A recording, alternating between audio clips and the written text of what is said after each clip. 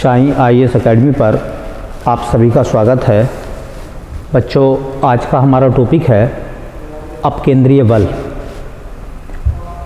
फिर पढ़ाएंगे अभिकेंद्रीय बल, फिर गुरुत्वाकर्षण बल।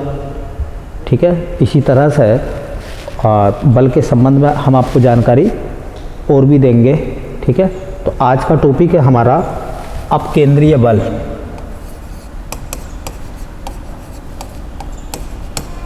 अपकेंद्रीय बल अंग्रेजी में इसे कहते हैं सेंट्रीफ्यूगल फोर्स। सेंट्रीफ्यूगल फोर्स मतलब अपकेंद्रीय बल। क्या होता अपकेंद्रीय बल? इसका हिंदी में अर्थ देखोगे तो अपकेंद्रीय का मतलब होता है,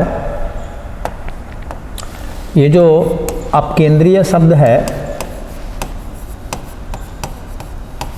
अपकेंद्रीय शब्द है, इसके दो शब्द बनेंगे इसमें से।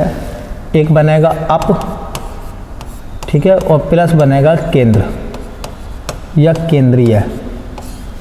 अप मतलब होता बाहर, ठीक है, केंद्रीय का मतलब होता है केंद्र से। तो अब डेफिनेशन सीधी सीधी बन जाएगी कि जब कोई वस्तु एक वृत्ताकार पथ पर गति करती है तब केंद्र से बाहर की तरफ एक बल लगता है, तब केंद्र से बाहर की तरफ एक बल लगता है और केंद्र से बाहर की तरफ लगने वाले उस बल को हम अपकेंद्रीय बल कहते हैं। केंद्र से बाहर की तरफ जो बल लगेगा उसे अपकेंद्रीय बल कहेंगे। देखिए, मान लो ये वृत्ताकार पथ है, इस वृत्ताकार पथ पर कोई वस्तु ए है जो गति कर रही है इस तरह से, ठीक है। तो इस पर दो बल काम करेंगे, एक केंद्र की तरफ काम करेगा वो तो, और एक केंद्र से बाहर की तरफ काम करेगा। जो केंद्र की तरफ बल काम करता है, ये इसका सेंटर है, केंद्र की तरफ बल काम करता है, वो तो कहलाता है अभिकेंद्र बल, उसे कहते हैं हम अभिकेंद्र बल। और जो बाहर की तरफ बल काम करेगा, ठीक है, बाहर की तरफ बल काम करेगा, उसको हम बोलेंगे अपकेंद्रीय बल। क्या बोलेंगे बेटा? अपकेंद्रीय बल। तो डेफिनेशन भी बहुत सीधी सी है कि जब कोई वस्तु एक वृत्ताकार पथ पर गति करती है तब वस्तु पर केंद्र से बाहर की तरफ, है ना, एक बल कार्य करता है जिसको हम अपकेंद्रीय बल कहते हैं। इसकी दिशा हमेशा केंद्र से बाहर की तरफ होती है और ये आभासी बल होता है। ये आभासी बल होता है, इसे हम छद्म बल भी कहते हैं। ठीक है, तो परिभाषा क्या लिखेंगे हम लोग, इसकी डेफिनेशन क्या आएगी? देखिए, परिभाषा क्या होगी बेटा? जब कोई वस्तु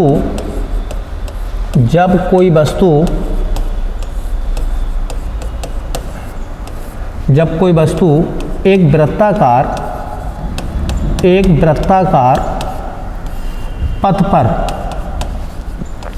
वृत्ताकार पथ पर गति करती है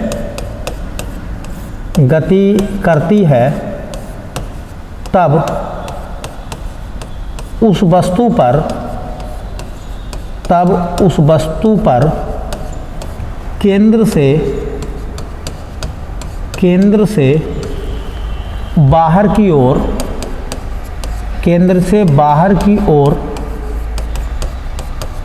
एक बल लगता है, केंद्र से बाहर की ओर एक बल लगता है जिसे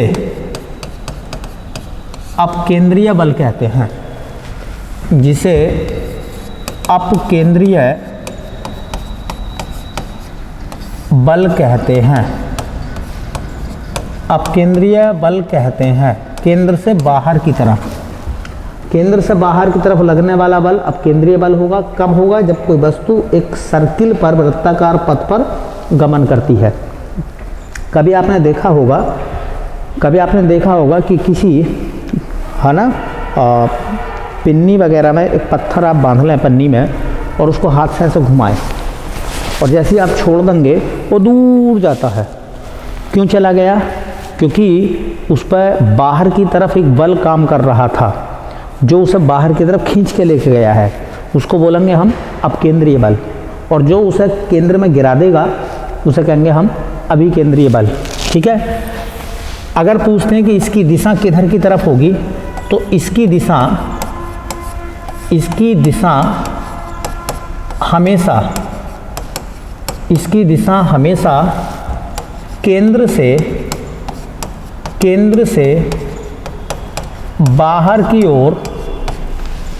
बाहर की ओर होती है। इसकी दिशा जो होती है हमेशा केंद्र से बाहर की तरफ होती है। तो जो अपकेंद्रीय बल है वो हमेशा केंद्र से बाहर की तरफ काम करता है, सेंटर से बाहर की तरफ लगता है। ये कह रहे हैं ये कैसा बल है? तो यह एक आभासी या छद्म बल है। कैसा है? आभासी या छद्म बल है। एग्जाम में पूछ लेंगे कौन सा आभासी बल होता है, तो अपकेंद्रीय बल आभासी बल होता है। एक्चुअल में क्या होता है, आपने देखा होगा कि जब हम किसी कार में बैठ के या बस में बैठ के सफ़र कर रहे होते हैं और बस या कार अचानक से बाईं तरफ घूम जाती है, मान लीजिए, ठीक है, अचानक बस बाईं तरफ घूम जाती है, तो हम किधर बाईं तरफ घूमते हैं? नहीं, हम दाईं तरफ घूम जाते हैं। तो वो जो बल हमें दाईं तरफ खींच के लेकर जा रहा था वो बल कौन सा था? वो बल अपकेंद्रीय बल था, क्योंकि वस्तु जैसी लेफ्ट की तरफ घूमेगी तो सेंटर उसका लेफ्ट की तरफ होगा, सेंटर की तरफ जो बल खींचेगा वो अभिकेंद्रीय होगा, और जो बाहर की तरफ आपको धकेल लिया है वो क्या कहलाएगा? वो अपकेंद्रीय बल कहलाएगा। क्योंकि वो लगता नहीं है बल्कि लगता हुआ महसूस हमें होता है, इसलिए उसे हम आभासी बल कहते हैं, इसलिए उसे हम छद्म बल कहते हैं। आगे बात समझ में? इसे आप ये भी कह सकते हैं कि ये अभिकेंद्र बल की प्रतिक्रिया होती है। प्रत्येक बल की प्रत्येक क्रिया की एक प्रतिक्रिया होती है, इसी प्रकार से अभिकेंद्र बल की जो प्रतिक्रिया है वो अपकेंद्रीय बल है। ठीक है। तो ये अभिकेंद्रीय बल या अभिकेंद्र बल की प्रतिक्रिया भी कहते हैं हम इसे।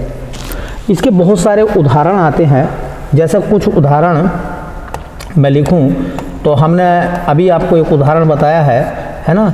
यदि चलती हुई कार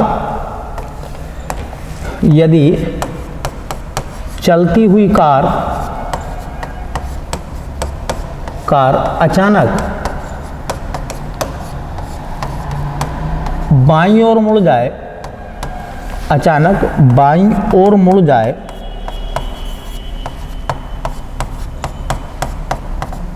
तब उसमें बैठे हुए यात्री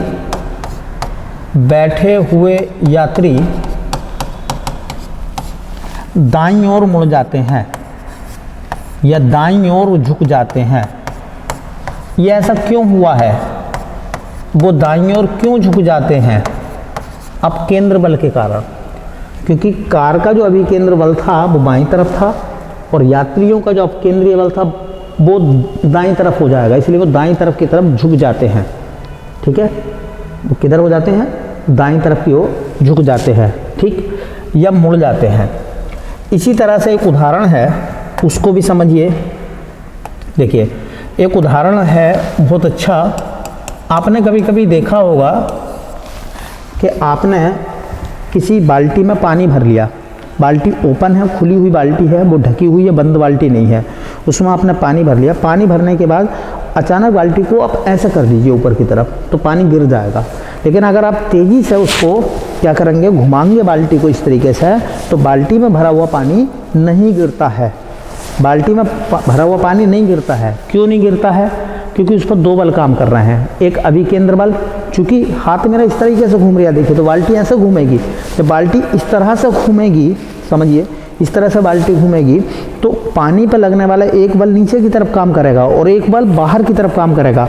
वो बाहर वाला बल, जब बाल्टी बिल्कुल जस्ट ऊपर आ जाएगी तो बाहर वाला बल उस जल को ऊपर की तरफ खींचता हुआ खींचेगा, है ना, जिसकी वजह से पानी नहीं गिरेगा। वो गति पर निर्भर करता है, वो गति पर भी निर्भर करता है कि वो बाल्टी कितनी तेज़ी से आप घुमा रहे हैं।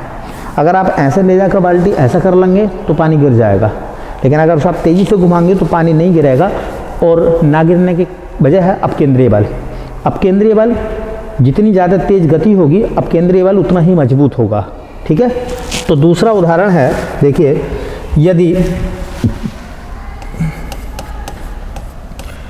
जल से भरी बाल्टी को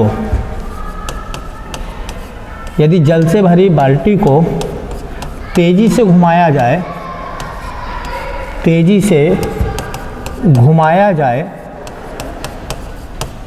घुमाया जाए तब उसमें भरा पानी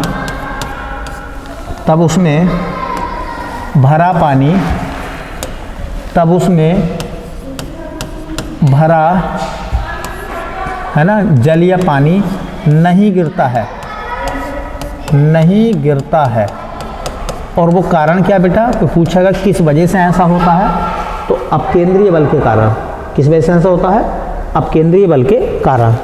एक तीसरा और बहुत शानदार उदाहरण है, वो आता है वॉशिंग मशीन। तीसरा आता है वॉशिंग मशीन। तुमने देखा होगा अब घरों में, है ना, कपड़े धोने के लिए वॉशिंग मशीन होती है। वॉशिंग मशीन किस सिद्धांत पर काम करती है, कोई पूछने लगा वॉशिंग मशीन किस सिद्धांत पर काम करती है, तो उसके सिद्धांत का नाम होता है अपकेंद्रीय बल का सिद्धांत। अपकेंद्रीय, है ना, बल का सिद्धांत।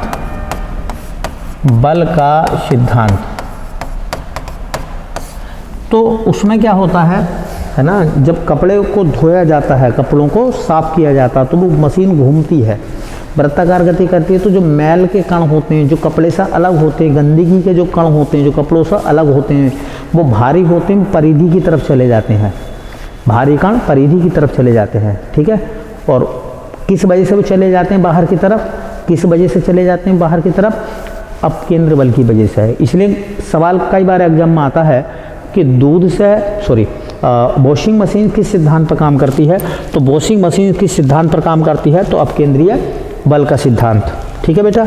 एक और बहुत शानदार उदाहरण है जो एग्जाम में पूछा जाता है, वो आता है दूध से क्रीम निकालने की मशीन। दूध से क्रीम निकालने की मशीन। अब सवाल पूछ लेगा आपसे कि दूध से क्रीम निकालने की मशीन किस सिद्धांत पर काम करती है, ये मशीन किस सिद्धांत पर काम करती है, तो बेटा इसका भी सिद्धांत होता है अपकेंद्रीय बल का सिद्धांत। अपकेंद्रीय बल का सिद्धांत। अपकेंद्रीय बल के सिद्धांत पर आधारित है दूध से क्रीम निकालने की मशीन। वो तुमने देखा होगा, वो जो मथनी होती है जिसको हम रई बोलते हैं, ठीक है, उसको तुमने देखा होगा, जो घर में दादी या माँ चलाती थी उसको। ठीक है। तो उसमें तुमने देखा होगा कि जो नैनी थी, है ना, वो रई से चिपक जाती थी। तो नैनी हल्की होती है और बाकी जो मट्ठा बसता है, छाछ बसता है, वो भारी होता है। तो भारी कण केंद्र से दूर चले जाते हैं और हल्के कण केंद्र के पास आ जाते हैं, और वो अपकेंद्रीय बल का ही नियम है। ठीक है। अब मैं कुछ बातें आपको, देखिए जब दूध की बात आ गई तो मैं दूध से संबंधित कुछ बातें आपको बताऊंगा जो एग्जाम में काम आती हैं। ठीक है।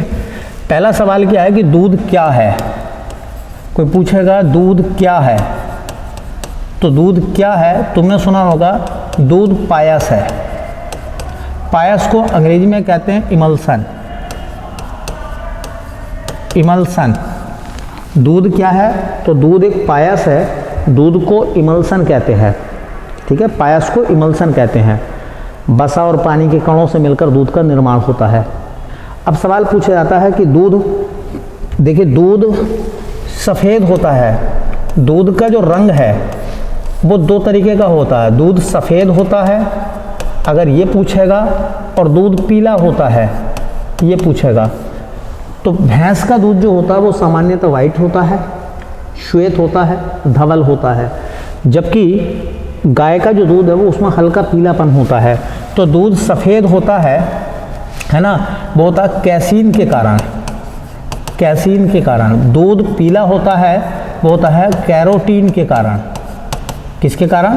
कैरोटीन के कारण। और कैसीन और कैरोटीन क्या है? ये दोनों प्रोटीन है। कैसीन और कैरोटीन क्या है? ये दोनों प्रोटीन हैं और दोनों दूध में पाई जाती हैं। तो दूध सफ़ेद होता है कैसीन के कारण, दूध पीला होता है कैरोटीन के कारण। ठीक है। एक आपने सुना होगा दूध मीठा होता है। दूध मीठा होता है तो लैक्टोज के कारण। लैक्टोज के कारण। लैक्टोज क्या है? लैक्टोज एक कार्बोहाइड्रेट है। लैक्टोज के कारण दूध मीठा होता है। अच्छा, दूध जब दही में परिवर्तित हो जाता है तो दूध खट्टा हो जाता है। खट्टा कब हो जाएगा जब ये लैक्टोज लैक्टिक अम्ल में बदल जाएगा। ठीक है। तो याद रखें, दूध खट्टा होता है। अगर दूध में खट्टापन आ जाता है तो लैक्टिक अम्ल के कारण। अच्छा, वो सवाल ऐसे भी पूछ लेगा कि बताओ दूध में कौन सा अम्ल होता है? दूध में कौन सा अम्ल होता है? तो दूध में बेटा अम्ल होता है लैक्टिक अम्ल। ठीक है। दूध मीठा होता है लैक्टोज के कारण। लैक्टोज क्या है? वो एक कार्बोहाइड्रेट है। लैक्टोज क्या है? तो लैक्टोज एक प्रकार का कार्बोहाइड्रेट है ना। लैक्टोज क्या है? लैक्टोज एक प्रकार का कार्बोहाइड्रेट है। और दूध खट्टा होता है किसके कारण? लैक्टिक अम्ल के कारण। या बताओ दूध में कौन सा अम्ल पाया जाता है? तो लैक्टिक अम्ल पाया जाता है ना। एक आपने नाम सुना होगा कि देखिए, जो दूध है दूध से बन जाता है दही। दूध से क्या बनता है? दही बनता है। ठीक है। दूध से दही बनता है तो दूध के अंदर का जो लैक्टोज होता है, लैक्टोज जो होता है वो बदल जाता है किस में? दही में, अर्थात लैक्टिक अम्ल में। लैक्टिक अम्ल में। ठीक है। दूध से दही बनता है। तो अब सवाल ये आता है कि जब दूध से दही बनता है तो कौन सा एंजाइम ऐसा है जो इस क्रिया को करता है? तो एंजाइम का नाम होता है रेनिन। देखिए, दूध में एक एंजाइम पाया जाता है रेनिन, और रेनिन दूध को दही में बदल देता है। ये एंजाइम का नाम है रेनिन। हमारे शरीर में रेनिन बनता है 12 साल की उम्र तक। बच्चों में रेनिन ज़्यादा पाया जाता है, इसलिए छोटा बच्चा तुमने देखा होगा जब वो दूध पीता है और अचानक से वो दूध पलट भी देता है तो जमा हुआ दूध निकलता है। वो रेनिन की वजह से ऐसा होता है। रेनिन की वजह से होता है। तो दूध किस वजह से जमता है ना, या दही उसका बनता, तो रेनिन की वजह से ऐसा होता है। रेनिन क्या है? एक एंजाइम है। ठीक है। उसके बाद में दूध को दही में बदलने वाला एक जीवाणु है। जीवाणु को अंग्रेजी में बैक्टीरिया कहते हैं। उसका नाम है लैक्टोबैसिलस। लैक्टोबैसिलस एक जीवाणु है, लैक्टोबैसिलस, है ना। अब एक सवाल और आ जाएगा कि कौन सा जीवाणु ऐसा है जो दूध को दही में तब्दील कर देता है? लैक्टोबैसिलस जीवाणु। अच्छा, दूध से अगर दही बनता है तो ये किस प्रकार की क्रिया है? तो जो क्रिया जीवाणुओं से होती है, सूक्ष्म जीवों से, वो होती है किण्वन की क्रिया। कौन सी क्रिया बेटा? किण्वन की क्रिया है। तो दूध से दही बनता है किस क्रिया के द्वारा? किण्वन की क्रिया के द्वारा। एक सवाल और पूछा जाएगा, किस प्रकार का परिवर्तन है ये? तो परिवर्तन होता है रासायनिक। क्यों? क्योंकि दूध से जो दही बन चुका है, आप उस दही से दूध नहीं बना सकते, इसलिए भौतिक परिवर्तन नहीं है, बल्कि ये रासायनिक परिवर्तन है ना। तुमने एक नाम सुना होगा कि अगर दूध को, है ना, दूध को 30 मिनट तक उबाल कर रख दें, है ना, आधा घंटा मतलब 30 मिनट तक उबाल कर रख दें 40 डिग्री सेंटीग्रेड ताप पर, तो ये लैक्टोबैसिलस जीवाणु जो हैं ये मर जाते हैं। क्या हो जाते हैं? मर जाते हैं, ये नष्ट हो जाते हैं। मतलब दूध से दही नहीं बनने देंगे। तो सुबह को जो आप दूध लेकर रखते हैं मान लीजिए, और गर्मी अगर ज़्यादा हो रही हो तो आपको उबाल कर रखना पड़ेगा। अगर उबाल कर नहीं रखोगे तो लैक्टोबैसिलस जीवाणु उसका दही बना देंगे, तो दूध बेकार हो जाएगा। ठीक है। या तुमने देखा होगा कि लोग जो होते हैं वो दूध को फ्रीज में रख देते हैं, अगर उबालते भी नहीं है तो। फ्रीज में क्या होता है? लैक्टोबैसिलस जीवाणु जो है निष्क्रिय हो जाते हैं, वो क्रियाशील नहीं होते। है ना, क्रियाशील नहीं होंगे तो फिर वो दही नहीं बना पाएंगे, वो दूध को नहीं जमा पाएंगे। ठीक है, तो तुमने एक नाम सुना होगा पास्चुराइजेशन की क्रिया में क्या होता है, दूध को जमने से बचाने के लिए, है ना, दूध को गर्म किया जाता है। ठीक है, और गर्म करने के बाद दूध जमता नहीं है, उसे बोलते हैं पास्चुराइजेशन क्रिया। तो पाश्चुरीकरण, पास्चुराइजेशन एक क्रिया है। और बेटा ये जो पास्चुराइजेशन क्रिया है, इस क्रिया में होता क्या है ना, दूध को जमने से बचाना, जमने से बचाया जाता है। कैसे बचाया जाता है वो मैंने आपको बता दिया है। कैसे बचाया जाता है बेटा, कि जब दूध को आप गर्म कर देंगे लगभग 40 डिग्री सेंटीग्रेड ताप पर आधे घंटे तक दूध को गर्म कर देंगे, तो जो लैक्टोबैसिलस जीवाणु है वो मर जाएंगे, तो दूध जो है वो दही में तब्दील नहीं होगा। क्लियर होगी बात। तो दूध को जमने से बचाने के लिए पास्चुराइजेशन की क्रिया होती है। एक साइंटिस्ट हुए थे लुई पास्चर, इस क्रिया को बनाया था लुई पास्चर ने, लुई पास्चर। ये लुई पास्चर वही व्यक्ति हैं जिन्होंने रेबीज का टीका बनाया था, एंटी रेबीज बनाया था जिन्होंने। ठीक है, और देखो कुछ सवाल और मैं बता दूं। देखिए, जब दूध से क्रीम निकाल दी जाती है तो उसका घनत्व बढ़ जाता है। क्रीम हल्की होती है ना, क्रीम हल्की होती है, हल्के कण जब निकल जाएंगे तो शेष भाग भारी हो जाता है। तो एक सवाल ये भी एग्जाम में पूछा जाता है कि देखिए, दूध से क्रीम निकालने पर क्या प्रभाव पड़ेगा। दूध से क्रीम निकालने पर, क्रीम निकालने पर उसका घनत्व, किसका घनत्व, जो शेष भाग बचा है ना, शेष दूध बच गया है, उसका घनत्व बढ़ जाता है। दूध से क्रीम निकालने के बाद जो शेष दूध बचेगा उसका घनत्व बढ़ जाएगा। इसका मतलब उसके अंदर भारीपन आ जाएगा, क्योंकि हल्के कण उसके अंदर से निकल चुके होते हैं। क्रीम या नैनी हल्की होती है, इसलिए वो ऊपर आ जाती है। ठीक है, एक सवाल और बनता है कि देखिए, जब दूध से क्रीम निकाला जाता है, क्रीम निकाला जाता है, तब क्रीम के कण केंद्र की ओर आ जाते हैं। क्रीम के कण केंद्र की ओर आ जाते हैं, जबकि भारी कण केंद्र से दूर चले जाते हैं। भारी कण केंद्र से दूर चले जाते हैं। तो ये भी याद रख लें कि जब दूध से क्रीम निकालेंगे तो क्रीम के कण सेंटर की तरफ आ जाएंगे अभिकेंद्र बल के कारण, और जो भारी कण है वो केंद्र से दूर चले जाएंगे अपकेंद्र बल के कारण। एक और सवाल आपने सुना होगा कि विश्व में सर्वाधिक दूध का उत्पादन कहाँ होता है। अगर कोई सवाल ये पूछने लगे तो विश्व में सर्वाधिक दूध का उत्पादन, विश्व में सर्वाधिक दूध का उत्पादन, विश्व में सर्वाधिक दूध का उत्पादन किस देश में होता है, तो वो देश है भारत, हमारे देश में होता है। अच्छा, भारत में भी सवाल पूछ रहे हैं।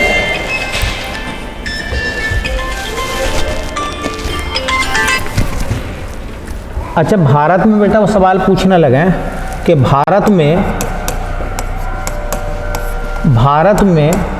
सर्वाधिक दूध का उत्पादन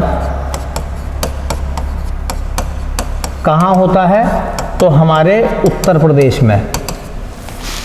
ठीक है, आपने सुना होगा कि डेयरी अनुसंधान संस्थान कहाँ है। भारत में केंद्रीय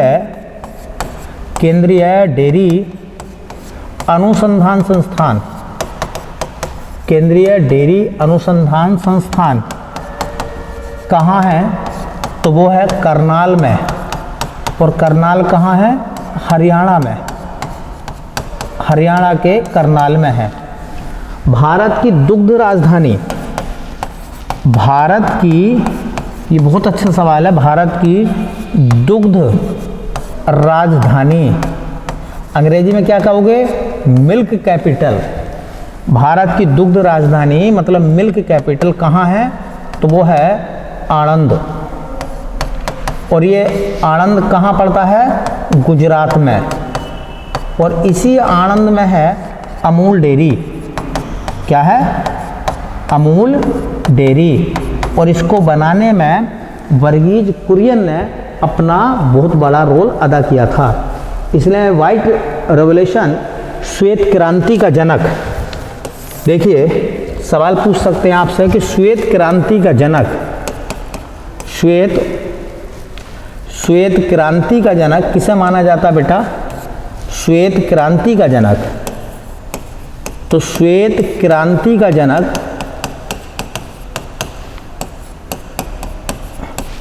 वर्गीज कुरियन, वर्गीज कुरियन, जिन्होंने हाँ व्हाइट रेवोल्यूशन, दूध की क्रांति के लिए काम करा था। तो श्वेत क्रांति का संबंध किससे है? दुग्ध उत्पादन। किससे? दुग्ध उत्पादन, दुग्ध उत्पादन से। ठीक है, तो आज जो वैसे मेन टॉपिक तो हमारा कुछ और था। मेन टॉपिक था हमारे पास अधिकेंद्र अपकेंद्र बल। चूँकि अपकेंद्र बल में हाँ दूध से क्रीम निकालने की मशीन पर चर्चा हुई थी, तो हमने आज आपको दूध के बारे में भी जानकारी दे दी। इससे ज़्यादा दूध के बारे में कोई सवाल नहीं पूछेगा, है ना। और अधिकांश सवाल जो है वो आपको मिल जाएंगे यहीं से, चाहे वो बायोलॉजी के हों, चाहे वो केमिस्ट्री से रिलेटेड हों, चाहे वो ज्योग्राफी के हों, उत्पादन के, वो सब इसी में मिक्स कर दिए हैं मैंने। ठीक है, और ये एग्ज़ाम में आपको बहुत ज़्यादा हेल्पफुल होगा, आपके लिए बहुत ज़्यादा मदद करेगा ये टॉपिक। ठीक है, तो देखते रहिए वीडियो को और अपने कमेंट भेजते रहिए भाई। अगर किसी को कोई समस्या हो तो अपने कमेंट भेजिए। ठीक है, हम उस पर काम करने की कोशिश करेंगे। ठीक, मिलते हैं नेक्स्ट वीडियो में, तब तक के लिए बहुत बहुत धन्यवाद।